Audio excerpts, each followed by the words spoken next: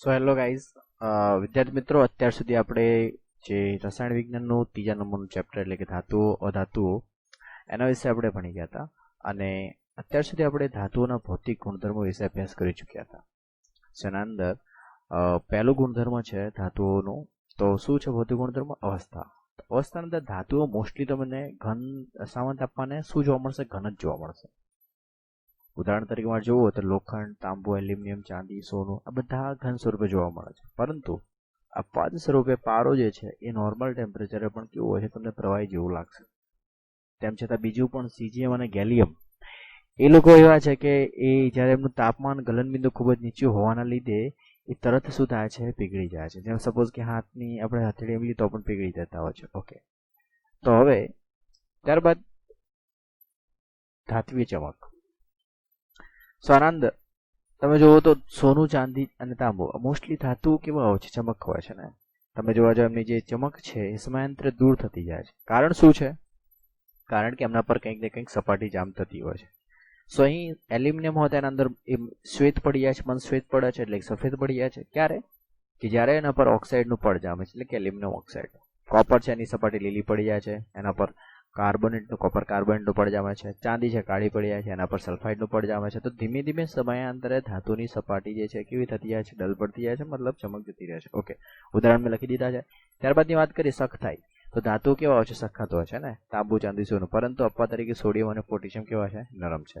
ત્યારબાદની વાત કરીએ ધાતુઓને ટીપીને શું બની શકાય છે? પતરા બની શકાય છે. ધાતુને ટીપીને શું બનાવી શકાય છે? પતરા. તમને યાદ ના રહે તો ટીપાવપણા એટલે શું?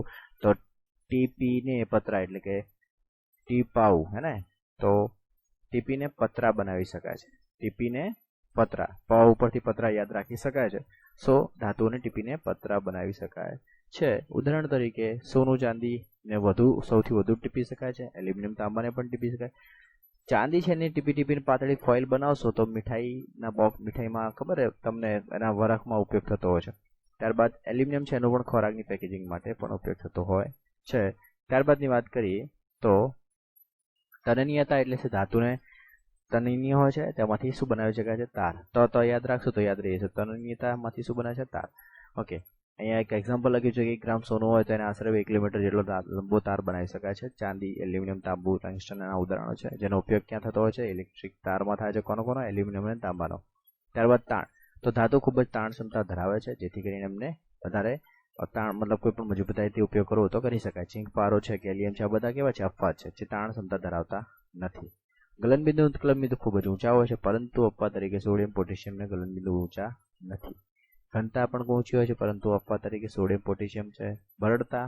ધાતુઓ બરડ હોતા નથી, પરંતુ અપવાદ તરીકે ઝીંક બરડ છે. ઉષ્મા વાહકતા. ધાતુઓ સારા એવા ઉષ્માના વાહક હોય છે, પરંતુ અપવાદ તરીકે સીસું. વિદ્યુત વાહકતા. સારા એવા વાહક હોય છે, પરંતુ અપવાદ તરીકે પારો અને લેડ. ક્લિયર? સો આજના લેક્ચરના અંદર વિદ્યાર્થી મિત્રો આપણે અધાતુના શું જોઈશું? ભૌતિક ગુણધર્મ. તો અધાતુઓના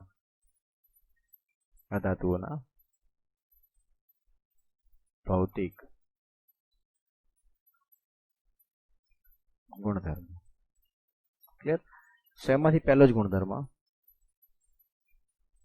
જે છે અવસ્થા. ઓકે, સો ધાતુઓની જેમ અધાતુઓ પણ કંઈક ને કંઈક અવસ્થા ધરાવતા હોય છે, પરંતુ અહીં ખાસ કરીને અધાતુઓ પ્રવાહી, ઘન તેમજ અને વાયુ અવસ્થામાં જોવા મળે છે, હે ને? ત્રણેયમાં હોય છે. જેમાંથી મારે ઉદાહરણ તરીકે લેવા હોય તો સપોઝ કે જે ધાતુઓ છે એમાંથી માની લો કે જો મારે ઘન તરીકે લેવા હોય તો એમાંથી હું ઉદાહરણ લઈશ. કેવા છે? કે કાર્બન છે, બરોબર, સલ્ફર છે, ત્યારબાદ ફોસ્ફરસ છે. આ બધા કેવા છે? ઘન છે. ત્યારબાદની વાત કરું પ્રવાહી તરીકે, એના પણ બીજા ઉદાહરણો છે. તો એમાં લઈ લઈએ આપણે બ્રોમિન પ્રવાહી તરીકે.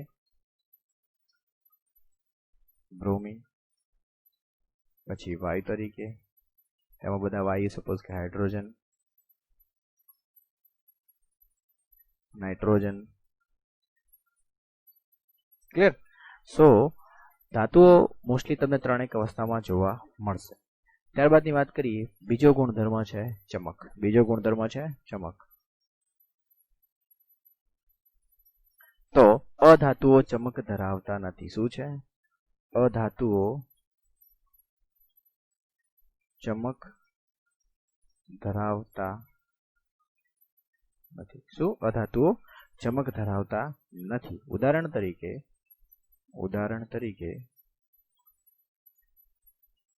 તરીકે જે સલ્ફર અને ફોસ્ફરસ છે ને, સલ્ફર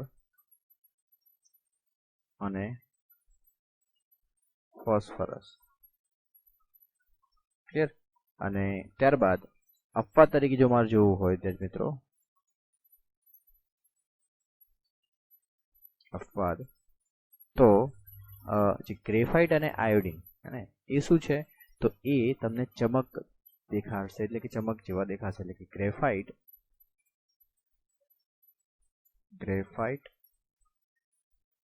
પછી આયોડિન, બરોબર. ત્યારબાદનો ત્રીજો જે ગુણધર્મ છે એ છે સખ્તાઈ, બરોબર. સખ્તાઈ. તો અધાતુઓ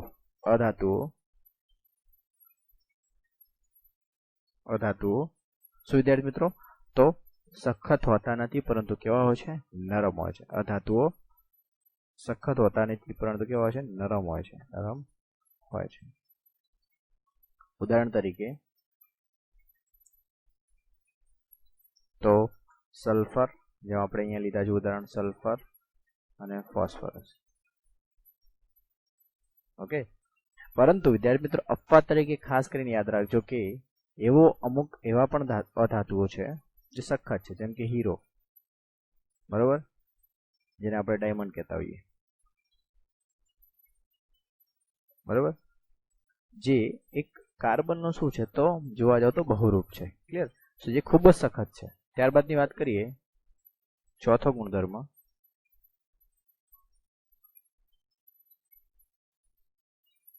જે છે ટીપાઉપણું.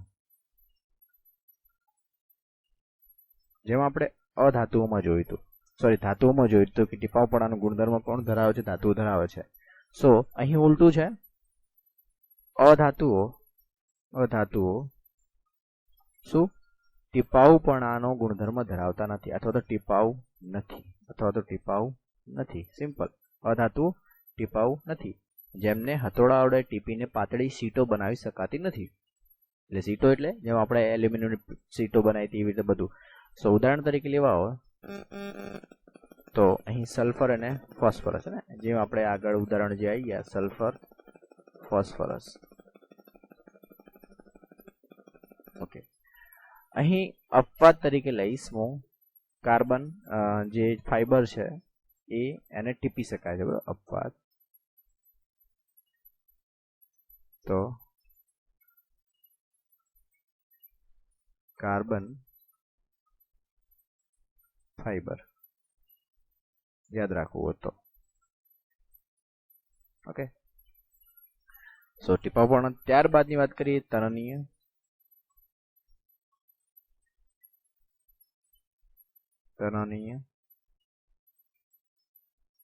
ઓકે. તનનીયતા. તો અધાતુઓ પણ તનનીય હોતા નથી, બરોબર, જેથી કરીને એમને ખેંચીને તાર બનાવી શકાતો નથી. તો અહીં લખી દઉં છું, અધાતુઓ તનનીય નથી. ક્લિયર? અધાતુ કેવા? તનનીય નથી, અને જેમાંથી ખેંચીને તાર બનાવી શકાતો નથી. ઉદાહરણ તરીકે અહીં હું ફરીથી ઉદાહરણ તરીકે શું લઈશ? જે ઉપરના જ છે, સલ્ફર અને ફોસ્ફરસ. સલ્ફર અને ફોસ્ફરસ. ઓકે. ત્યારબાદ અહીં પણ અપવાદ તરીકે જો મારે લેવું હોય, અપવાદ તો કાર્બન ફાઈબર, બરોબર, કાર્બન ફાઈબર. ઓકે. ત્યારબાદ છઠ્ઠો ગુણધર્મ વિદ્યાર્થી મિત્રો, ઓકે, તનન અથવા તો તાણ, તનન અથવા તો તાણ. તો અધાતુની તનનતા અને અથવા તો તાણ એ ખૂબ જ ઓછી હોય છે અને જેથી કરીને એનો ઉપયોગ બીજી જગ્યાએ કોઈ જગ્યાએ વજન માટે કરી શકાતો નથી. સો અધાતુઓની તાણ ક્ષમતા ઓછી હોય છે. અધાતુઓની તાણ ક્ષમતા શું હોય છે વિદ્યાર્થી મિત્રો? ઓછી હોય છે. ક્લિયર? ઉદાહરણ તરીકેમાં લેવા હોય તો સલ્ફર અને ફોસ્ફરસ પણ લઈ શકાય છે. ક્લિયર? અહીં પણ અપવાદ તરીકે જો લેવું હોય તો શું આવશે? Carbon fibre. ઓકે, ત્યારબાદની વાત કરીએ તો હવે જે છે 7મા નંબરનો ગુણધર્મ એ છે એમનો ગલન બિંદુ અને ઉત્કલન બિંદુ. ગલન બિંદુ અને ઉત્કલન બિંદુ. ક્લિયર? સો અધાતુઓને ગલન બિંદુ ઉત્કલન બિંદુ કેવા હોય છે? ખૂબ જ નીચા હોય છે. કેવા હોય છે? ખૂબ જ નીચા હોય છે. અધાતુઓને ગલન બિંદુ અને ઉત્કલન બિંદુ ખૂબ જ નીચા હોય છે.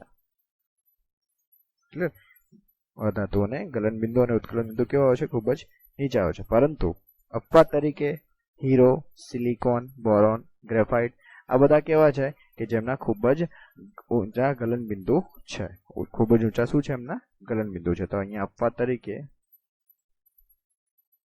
અપવાદ જેમ કે હીરો, સિલિકોન, બોરોન આ બધાના જોવા જાઓ તો ગલન બિંદુ ખૂબ જ ઊંચા છે. ક્લિયર? આ બધાના ગલન બિંદુ કેવા છે? ખૂબ જ ઊંચા છે. ત્યારબાદની વાત કરીએ 8મો ગુણધર્મ. 8મો ગુણધર્મ ઘનતા. શું છે? ઘનતા. તો સિમ્પલ, જેમ એમની ગલન બિંદુ ઉત્કલન બિંદુ ખૂબ નીચા છે તો અહીં એમની ઘનતા પણ ખૂબ જ ઓછી છે. તો અધાતુઓ ની ઘનતા ખૂબ જ કેવી હોય છે? ઓછી હોય છે. અથવા તો ખૂબ જ જગ્યા ખાલી ફક્ત ઘનતા ખૂબ ઓછી હોય છે. ઘનતા કેવી હોય છે? ઓછી હોય છે. ઓકે, સો ઉદાહરણ તરીકે લેવું હોય તો જેમ કે સલ્ફર, ફોસ્ફરસ. બરાબર? ઉદાહરણમાં શું આવશે? તો સલ્ફર કઈ યાદ ના આવે ઉદાહરણમાં? તો સલ્ફર અને ફોસ્ફરસ તો યાદ આવશે. ક્લિયર? એમની ઘનતા ખૂબ જ ઓછી છે. પરંતુ જો મારે જો વાત કરવી હોય તો અપવાદ તરીકે, તો ફરીથી અહીં અપવાદ તરીકે શું આવશે? અપવાદ શું આવશે વિદ્યાર્થી મિત્રો? હીરો. શું આવશે? હીરો. ક્લિયર? તેની ઘનતા ખૂબ જ ઊંચી છે. ક્લિયર? ત્યારબાદની વાત કરીએ હવે તો બરડતા. બરડતા તો અધાતુ કેવા હોય છે વિદ્યાર્થી મિત્રો? બરડ હોય છે. કેવા હોય છે? બરડ હોય છે. જેમ ધાતુઓ બરડ નથી, અધાતુઓ બરડ હોય છે. કેવા હોય છે? બરડ હોય છે. તો જેમને શું કરી શકાય છે? તો કોઈ પણ વસ્તુ હાથ, તો સપોઝ કે હથોડું છે, એના વડે શું કરી શકાય છે? આરામથી તોડી નાના નાના ટુકડાઓ કરી શકાય છે. જેથી કરીને એમને શું કહેવાય છે? અધાતુઓ કેવા છે? તો બરડ છે. ત્યારબાદની વાત કરીએ 10મો ઉષ્મા વાહકતા. ઉષ્મા વાહકતા. અધાતુઓની ઉષ્મા વાહકતાની વાત કરીએ તો અધાતુઓ એ ખૂબ જ કેવા હોય છે કે ઉષ્માના વાહક સારા એવા વાહક હોતા નથી. બરોબર? તો અહીં લખું છું અધાતુઓ ઉષ્માના વાહક નથી, સારા એવા વાહક નથી. સિમ્પલ છે કે ઉષ્માનો વાહક ગણાશે નહીં. ઓકે, તો ધારો કે અહીં પણ ફરીથી અપવાદ તરીકે વાત કરવી વિદ્યાર્થી મિત્રો. અપવાદ તો જેમ કે હીરો, અને ગ્રેફાઇટ. તમને કદાચ યાદ હશે કે ગ્રેફાઇટના સળિયાનો ઉપયોગ કરવામાં આવે છે જ્યારે વિદ્યુત વિભાજ્ય કરવાનું હોય ત્યારે ગ્રેફાઇટ. સો એ શું કરે છે? ઉષ્માનું વાહકતા છે અને થર્મલ કન્ડક્ટિવિટી પણ કહેવાય છે, જેનો પણ ઉપયોગ પણ શું થતો હોય છે? ગ્રેફાઇટનો પણ વિદ્યુત વાહકતામાં પણ ઉપયોગ થતો. સિમ્પલ છે, પણ કહી શકાય કે જે હીરો અને ગ્રેફાઇટ છે એ કેવા છે? અપવાદ તરીકે લેવા છે કે જે પણ ઉષ્માનું શું કરે છે? વહન કરે છે. ત્યારબાદની વાત કરીએ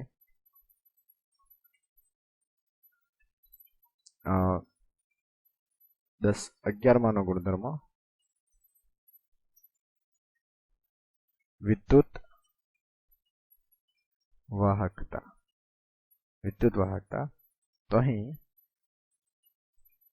જે અધાતુઓ છે, શું? અધાતુઓ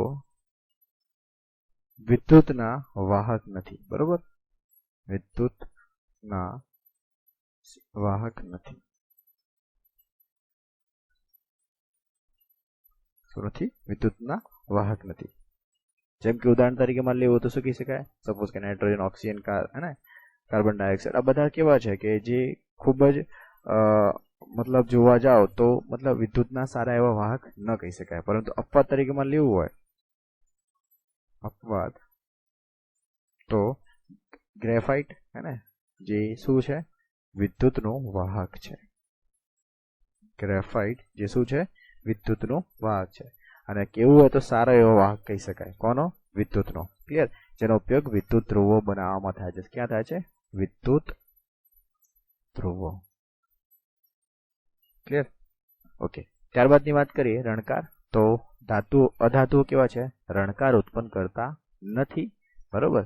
જેનો આપણે કહેવાય રણકાર, એટલે કે ધાતુઓ કેવા છે? તો રણકાર ધરાવે છે, જ્યારે અધાતુ રણકાર ઉત્પન્ન કરતા નથી. તો સિમ્પલ છે વિદ્યાર્થી મિત્રો, આપણે બંનેના 11 ગુણધર્મો વિશે અભ્યાસ કરી ચૂક્યા છીએ. સો આવનારા લેક્ચરમાં આપણે જોઈશું કે બંને વચ્ચેનું ડિફરન્સ શું છે. બંને વચ્ચેની જો કોઠો જોવો તો જોઈ શકાશે આવતાના લેક્ચરમાં.